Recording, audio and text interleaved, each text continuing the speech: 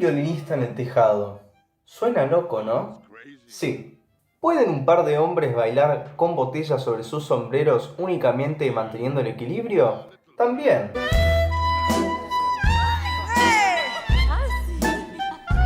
En 1894, el escritor ruso Sholem Aleichem empezó a publicar una serie de historias con un protagonista en común, que nos cuenta sobre su vida. Ese protagonista se llama Tevye, Tobías en hebreo o Tuvia, Tobías en español o Tuvia en hebreo. Y es quien le da vida al musical y a los textos de Aleichem a través de su narración.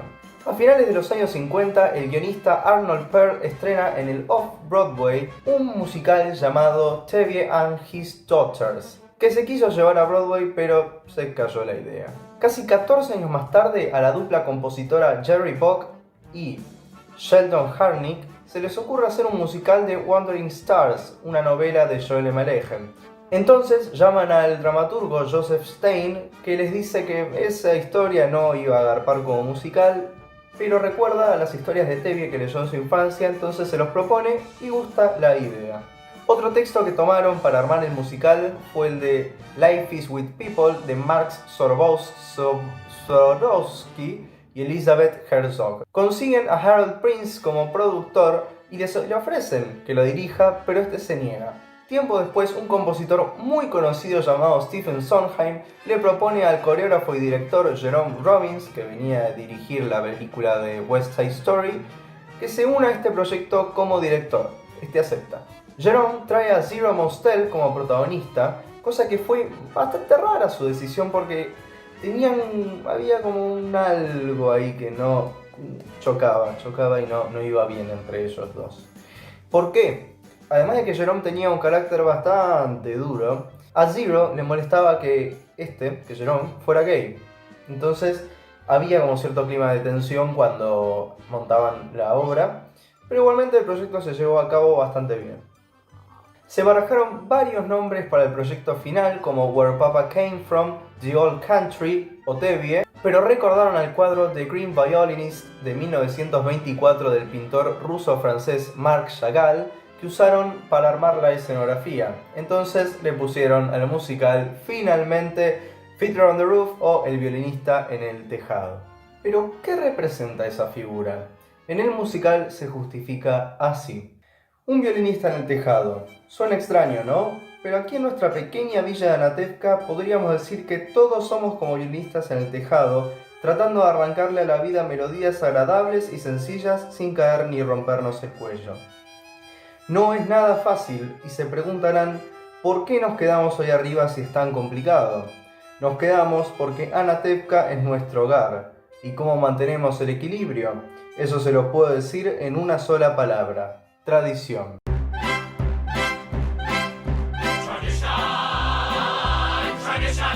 Es por eso que a medida que avanza el musical aparece la figura del violinista cuando se ponen en juego las tradiciones o las costumbres o la identidad. Finalmente en 1964 tuvo su tryout en Detroit, Michigan, y le fue para el tuje. Igual justo la prensa estaba en huelga, así que no se publicó ninguna reseña, pero si se hubieran publicado hubieran sido muy malas. Había una que decía que no hay canciones memorables.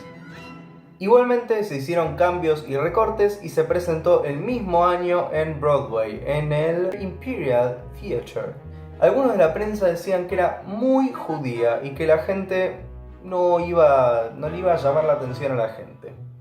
Bueno, menos mal que eso pasó, que se hizo 3000 veces seguidas, así durando 10 años, y ganó 11 premios Tony, que son los premios Yankees al teatro musical. Y bueno, ni nombrar que se hizo en muchas partes del mundo. Y aguante violinista. Vamos al argumento. Estamos en el Imperio Ruso en 1905, más específicamente en un shtetl.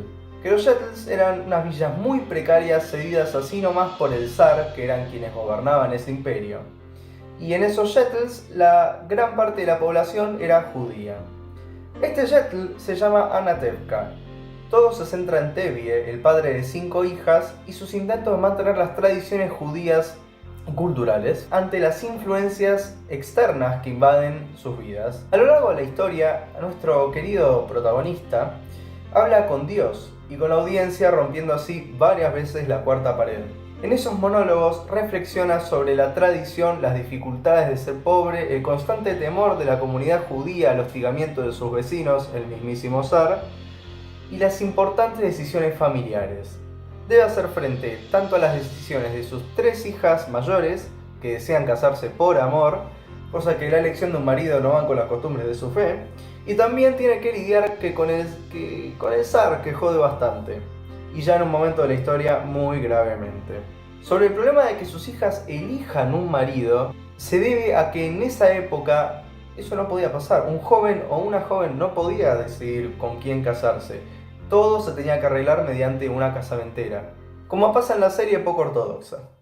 Hay una canción de la obra que me encanta, que se llama Do You Love Me, que le canta Tevye a su esposa Golde, y le plantea y le pregunta que después de 50 años de casados por un matrimonio arreglado, lo que hay entre ellos es amor. Nada, es muy linda, se les recomiendo que la escuchen. En 1971 se estrena la película, acá, dirigida por Norman Jewison, quien toma la polémica decisión de elegir como protagonista al actor israelí Chaim Topol, que a pesar de estar haciendo ese papel en Londres, no lo eligió a Zero Mostel, que fue quien originó el papel en Broadway y seguía dándole en esas épocas. Dato curioso, el agente de Frank Sinatra se contactó con Norman y le pidió que le haga una audición para el papel de Tevye a su cliente, a Frank. Pero Norman no aceptó. Otra más, parece que Robert De Niro se había quedado con el papel para Perchik, pero no sé qué pasó que al final lo terminó interpretando Paul Michael Glaser. Esta película ganó 3 Oscars.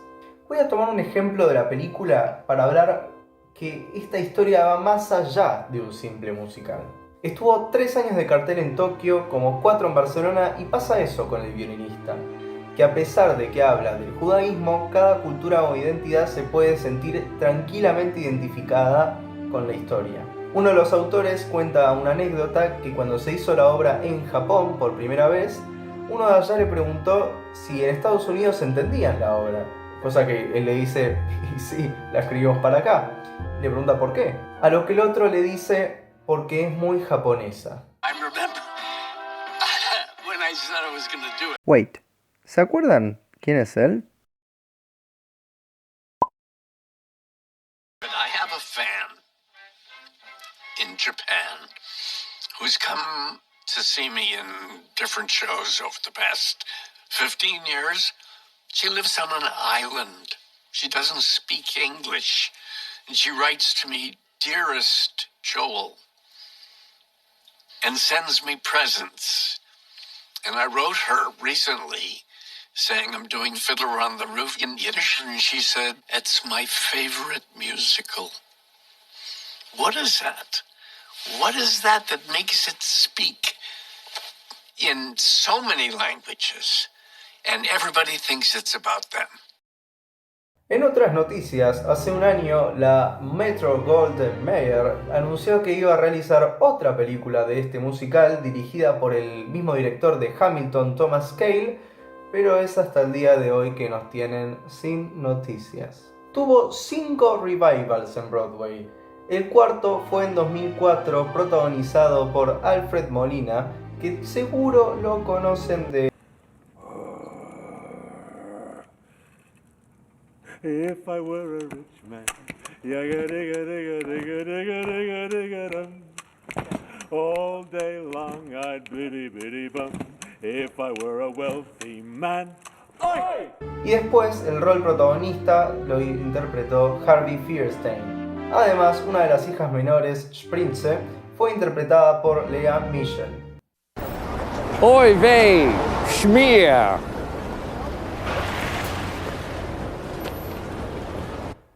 El quinto revival fue en 2015, protagonizado por Danny Bernstein y Jessica Hedges. Háganse un favor y escuchen por favor ese álbum porque la rompe. Me lo van a agradecer. La Argentina fue el primer país que la hizo en español. Arribó 5 años después de su estreno en Broadway, o sea, en 1969, gracias a nuestro queridísimo productor Alejandro Romay. Se hizo en Teatro Astral, luego pasó al Teatro Argentino y por último al Teatro El Nacional. Fue protagonizada por Raúl Rossi. ¡Salud, salud! ¡Lejain! ¡Lejain, lejain! ¡Salud! Por esa boda brindemos hoy, vivamos mucho más. ¡Oh, lejain! ¡Salud!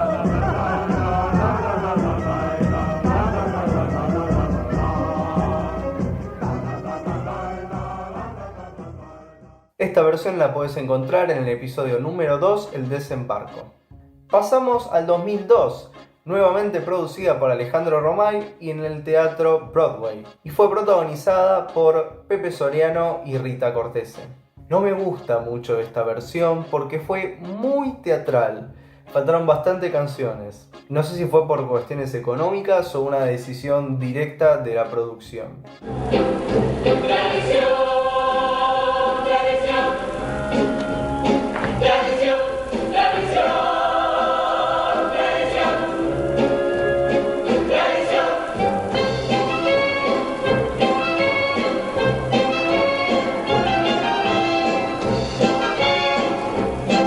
Esta versión la podés encontrar en el episodio 4, Los 90 y la crisis. Paréntesis. En el año 2003, en un episodio de la exitosa serie argentina Los Simuladores, mi favorita, del director Damián Cifrón, pasó esto. Si yo fuera rico,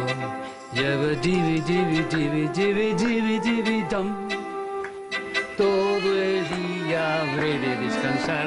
Si yo fuese un ricachón, ¡hey! No trabajaría. Ya va, hay las cosas que no haría yo. Dato curioso, Juan Manuel Tenuta, quien interpreta al padre judío en ese episodio, interpretó el año pasado, o sea en el 2002, al carnicero Lazer Wolf en la versión de acá de Argentina. Que me olvidé de enseñar la data antes, pero acá, este es el programa. Por último, la última versión que se realizó fue en el 2018 en el Teatro Astral y luego pasó al Teatro Nacional, protagonizada por Raúl Lavie y Julia Calvo. Fue un éxito como pocos que se ven últimamente, dejando de lado la pandemia, of course. Amé esta versión, la fui a ver como 10 veces. Excelente escenografía, puesta, elenco, orquestación y hasta se atrevieron a hacer un comienzo y un final distinto, que obviamente no modificaba la historia original, pero ese detalle la hizo mucho más excelente y emocionante. Vos que hiciste al hombre este que soy, ¿cambiaría en algo tu misión? Si yo fuera un ricachón.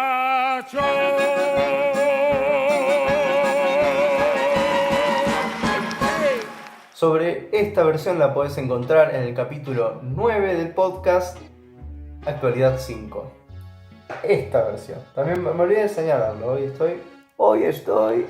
El violinista en el tejado tiene un material muy exclusivo y no se encuentra para nada fácilmente. ¡Malditos derechos de autor! Igualmente les voy a dejar la película, que tienen que activar el subtítulo en español, el bootleg del último revival de Broadway y un documental muy interesante que habla sobre cómo se creó detalles únicos y que tiene cosas muy atractivas. Es más, lo recomiendo para las personas tanto que vieron la historia o vieron la película, el musical, cualquier cosa, que conocen la historia, y también se lo recomiendo a quienes no la vieron todavía. Obviamente quienes conocen la historia la van a disfrutar mucho más, pero obviamente si no conoces la historia, bancate los spoilers. Todo eso lo vas a encontrar acá abajo en la descripción, junto al Instagram del programa y el podcast de este programa, este nuevo formato. Muchas gracias por bancar nuevamente este nuevo formato, este programa, todo. Suscríbanse, comenten, denle like, sigan en Instagram, sigan al programa en Spotify, escuchen el podcast, muchos pedidos, pero bueno, todo para bancar la comedia, el musical, el teatro musical, mal dicho comedia musical. Así que les mando un abrazo enorme y sigan prendidos y prendidas a Santi y los musicales.